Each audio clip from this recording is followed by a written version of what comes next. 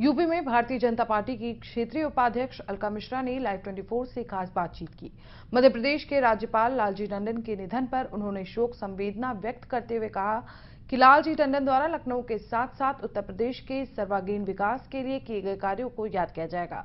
उत्तर प्रदेश में बढ़ रहे अपराध के सवाल पर उन्होंने कहा कि सरकार अपराधियों के प्रति जीरो टॉलरेंस की नीति अपना रही है और प्रदेश में कमिश्नरी लागू होने के बाद से अपराध में रिकॉर्ड तोड़ गिरावट दर्ज हुई है।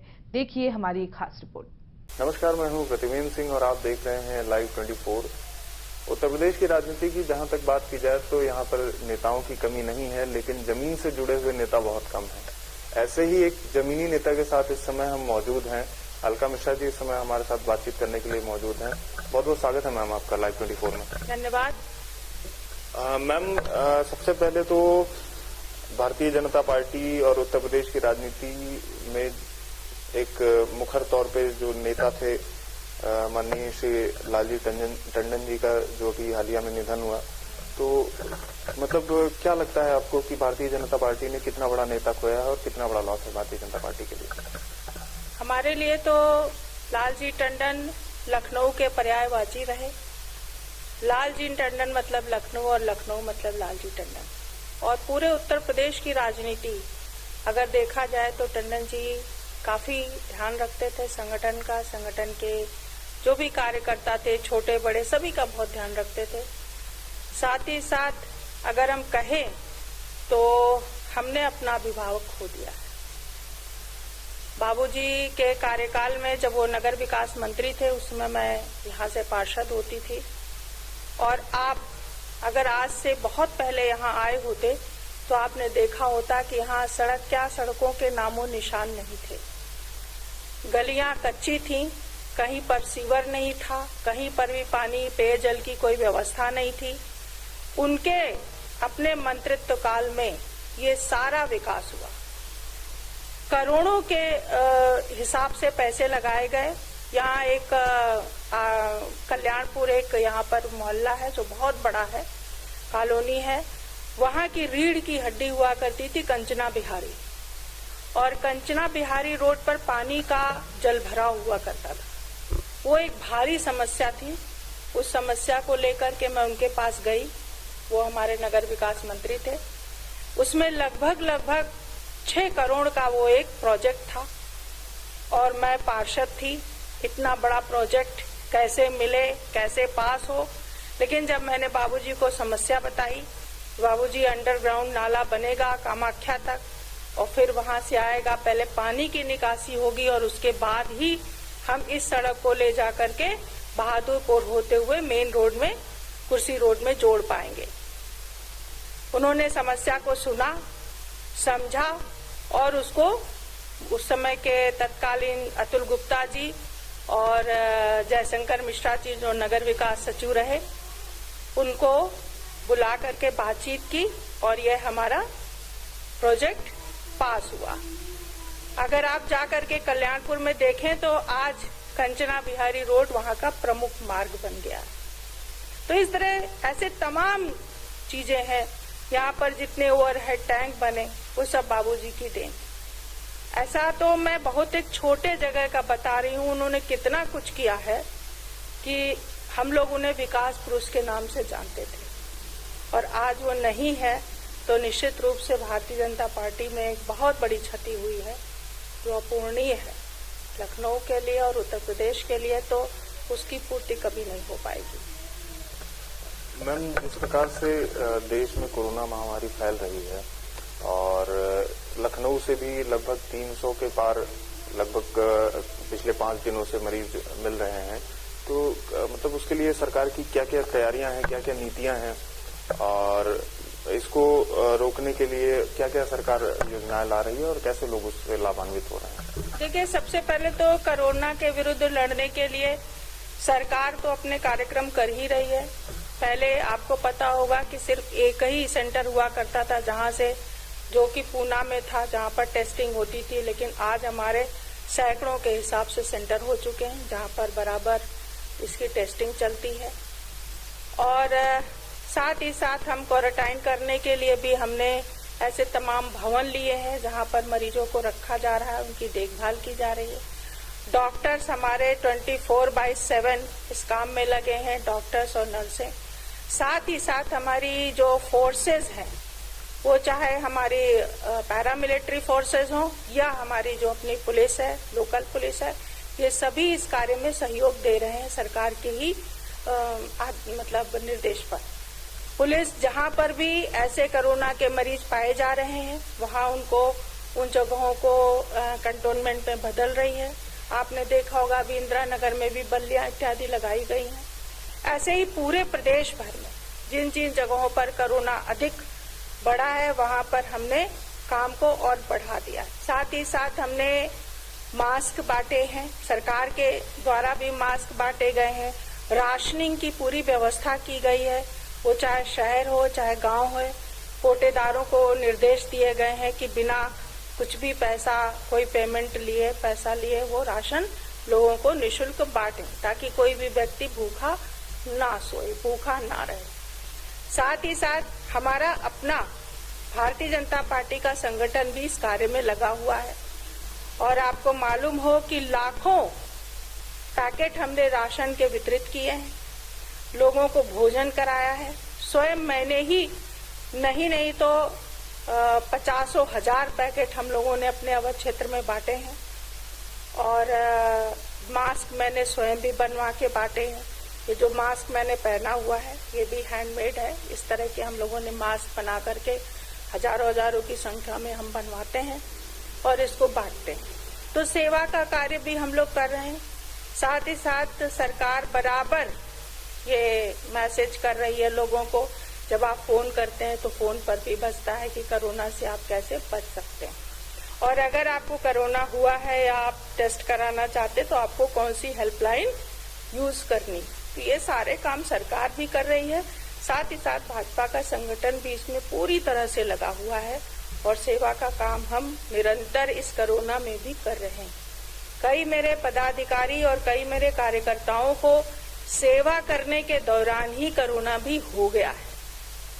हालांकि वो ईश्वर की कृपा रही, वो लोग ठीक भी हुए हैं, पर ऐसा है कि हम धरातल पर उतरकर हम कोरोना से डर नहीं रहे और कोरोना से हम बच रहे हैं, लेकिन हम डर नहीं रहे हैं। उस युद्ध को हम लड़ेंगे और निश्चित रूप से उत्तर प्रदेश की बात ही नहीं, भारतवर्ष भी इससे जीतेगा। अगर उत्तर प्रदेश में अपराध की बात की जाए तो अपराधी तो ऐसे बढ़ रहे हैं जैसे कोरोना के मरीज हों। तो अगर उत्तर प्रदेश में अपराधियों को काबू में लाने की बात की जाए तो उत्तर प्रदेश की योगी सरकार किस प्रकार से इन अपराधियों पर काबू पा रही है या फिर उनके खिलाफ क्या क्या कार्रवाई चल रही है? देखिए, अपराध जो आप कह रहे हैं बढ़ रहे हैं, मैं आपके इस बात को नहीं मानती, क्योंकि अपराध अगर आप कहेंगे कि आंकड़ों की बात अलग होती है, लेकिन आंकड़े बताते हैं कि अपराध कम हो रहे हैं। जब से कमिश्नरी सिस्टम हमारे यहाँ कुछ जिलों में लागू हुआ है, तब से उस पर और भी काबू पाया गया है और निरंतर हम लोग अपराधों के विरुद्ध हमारे मुख्यमंत्री और उनकी सरकार बराबर कठोर कड़े अपने कदम उठा रही है। उनसे मतलब हम किसी भी अपराधी को बख्शने वाले नहीं हैं, चाहे वो कितना भी अपना रसूख रखता हो, चाहे वो जितना भी कुछ भी हो। तो अपराध कम होंगे, ये जरूर है कि उस पर हम अपनी गति और बढ़ाएंगे ताकि अपराध पर काफी काबू किया जा सके। और आप देख रहे होंगे कि इस समय अपराधों में कमी है। एक आध दो बड़े केस हुए हैं तो वो पैमाना नहीं माने जा सकते। मैम, अगर क्षेत्रीय राजनीति की बात की जाए तो आप अम्बेडकर नगर की क्षेत्रीय उपाध्यक्ष भी हैं, अम्बेडकर नगर क्षेत्र में आप काम भी करते हैं। तो क्या जमीनी स्तर पर क्या काम चल रहा है? आगे आने वाले चुनाव भी आपको देखने हैं, आपको उसकी भी तैयारी करनी है, तो क्या जमीनी स्तर पर क्या क्या तैयारियां चल रही हैं और कार्यकर्ता काम कर रहा है या नहीं? एक तो मैं आपको बता दूं कि क्षेत्रीय उपाध्यक्ष जो होता है वो किसी एक जिले का नहीं होता, उसके हमारा अवध क्षेत्र है। सरकारी दृष्टि से देखा जाए तो 13 जिले हैं उसमें लखनऊ, रायबरेली, उन्नाव और हरदोई, सीतापुर, लखीमपुर, अयोध्या, अम्बेडकर नगर, बहराइच, गोंडा, श्रावस्ती और बलरामपुर। इस प्रकार से हमारे 13 जिले सरकारी पड़ते हैं। संगठन की दृष्टि से इनको हमने, जैसे लखनऊ को हमने 2 जिलों में बांटा है, लखनऊ महानगर, लखनऊ जिला। इसी प्रकार अयोध्या को 2 भागों में बांटा गया है, अयोध्या जिला और अयोध्या महानगर। तो ऐसे मिलाकर के 15 जिले हो जाते हैं। इन 15 जिलों में जो भी कार्यक्रम हमारा संगठन चलाता है, तो उत्तर प्रदेश में जो अपना अवध क्षेत्र है, अवध क्षेत्र के हमारे जो अध्यक्ष है वो सुरेश तिवारी जी हैं, जो कैंट से विधायक भी हैं, और मैं उन्हीं के कमेटी में उपाध्यक्ष हूँ। तो जो भी कार्यक्रम हमको संगठन देता है हम उसको करते हैं। जैसे इस समय एक अभियान हमको संगठन से मिला है बूथ समितियों के सत्यापन का, और मैं उस अभियान की प्रभारी भी हूँ। तो अभी हम लोग बूथ समितियों पर काम कर रहे हैं, यानी बूथ अगर हमारा मजबूत होगा तो हम चुनाव जीत लेंगे। इस दृष्टि को ध्यान में रखते हुए हम प्रत्येक बूथ का भौतिक सत्यापन भी कर रहे हैं। मतलब कि हमारी जो 21 की कमेटी है बूथ की, उसमें सभी नंबर सही हों, जो लोग उसमें पदाधिकारी और सदस्य बने हैं वो सही है कि नहीं है, ऐसा एक कार्य चल रहा। जब ये काम हम करें, इसी के साथ साथ हम कोरोना से भी युद्ध लड़ रहे हैं, यानी उसके सेवा का भी काम कर रहे हैं। साथ साथ जो पंचायत का चुनाव आने वाला है और जो शिक्षा ये स्नातक का भी चुनाव आने वाला है, उसकी भी हम तैयारी कर रहे हैं। तो ये एक हम घर नहीं बैठे हैं। ये जरूर है कि हम जब कहीं जाते हैं तो हम 1 या 2 लोग जाते हैं और सभी नियमों का अनुपालन करते हुए जो कोरोना में बताए गए हैं, और हम लोगों से दूर से मिल भी रहे हैं, उनका हालचाल ले रहे हैं। यदि किसी की कोई समस्या है तो उसको सुन रहे हैं, उसको दूर करवा रहे हैं। किसी को कोई कमी है खान पान की, दवा की, उसकी आपूर्ति कर रहे हैं, और साथ साथ में संगठन का काम भी हम लोग कर रहे हैं। तो ये हमारा सारे जो अपने 13 जो सरकारी जिले हैं, जिनको हमने 15 जिलों में रखा है, उन सभी जिलों में ये कार्य हो रहा है। अगर व्यापारियों की बात की जाए तो अर्थव्यवस्था जिस प्रकार से अभी कोरोना की वजह से पूरे देश की ही नहीं पूरे विश्व की अर्थव्यवस्था नीचे गई है, तो व्यापारियों के लिए मोदी सरकार ने या फिर योगी जी की सरकार ने क्या कुछ काम किया है और क्या क्या योजनाएं लेकर आए हैं? देखिए, अगर आप व्यापारियों की बात करते हैं तो भारतीय जनता पार्टी सदा से व्यापारियों का हमेशा ध्यान रखती आई है। कुछ योजनाएं ऐसी आई जिसका पहले लगा कि व्यापारियों को लगा कि हमारे लिए ठीक नहीं, लेकिन आज जब हम उनसे बात करते हैं तो वो कहते हैं कि नहीं, ये जो भी हुआ ये ठीक हुआ। आपने देखा होगा टैक्सेशन के मामले भी हमने बहुत ही सरल कर दिए। प्रत्येक व्यापारी अपने टैक्स, वो चाहे सेल्स टैक्स हो और चाहे वो इनकम टैक्स हो, वो अपने आप भर सकता है, और वो बहुत सरल उसमें कर दिया गया है ताकि वो आराम से अपना भर सके, और टैक्सेशन पर भी उसकी कोई समस्या नहीं है। जीएसटी आने से जो आपका इंस्पेक्टर राज था वो खत्म हुआ है, उससे भी व्यापारियों को बड़ी राहत है। अब रह गई कोरोना की वजह से दुकानों का बंद हो जाना, और उनके काम में निश्चित रूप से अंतर तो आया ही है, आर्थिक स्थितियों पर भी अंतर आया है, लेकिन अब फिर धीरे धीरे देश सामान्य हो रहा है और फिर से हम पुराने तरफ लौट रहे हैं। ये जरूर है कि पटरी दुकानदारों के लिए बड़ी समस्या खड़ी हुई।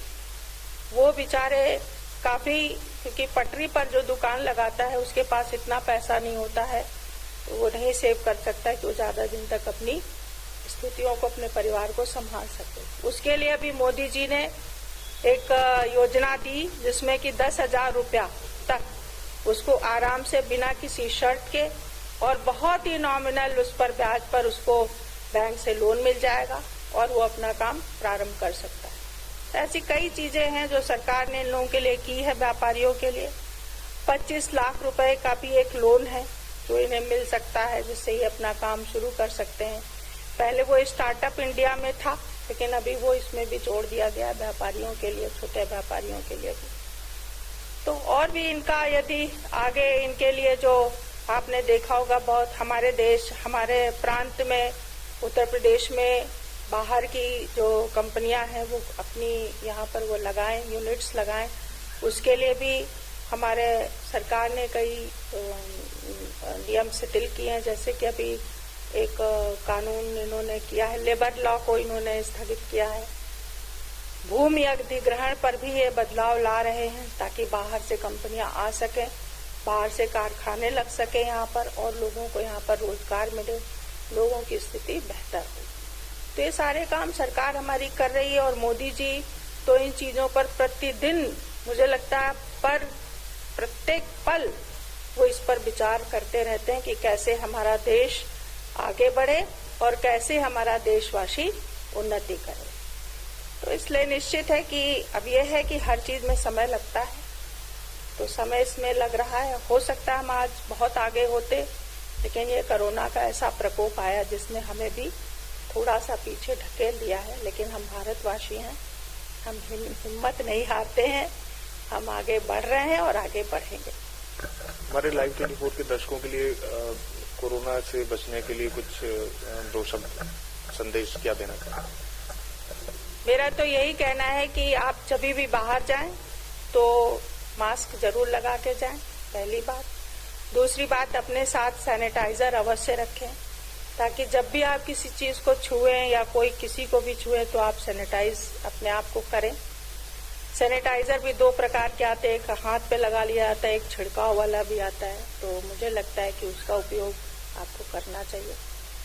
तीसरी बात, जब आप किसी दुकान पर कुछ खरीद फरोख्त करते हैं तो उस समय बहुत ध्यान रखें, अपना झोला अपना बैग लेके जाएं।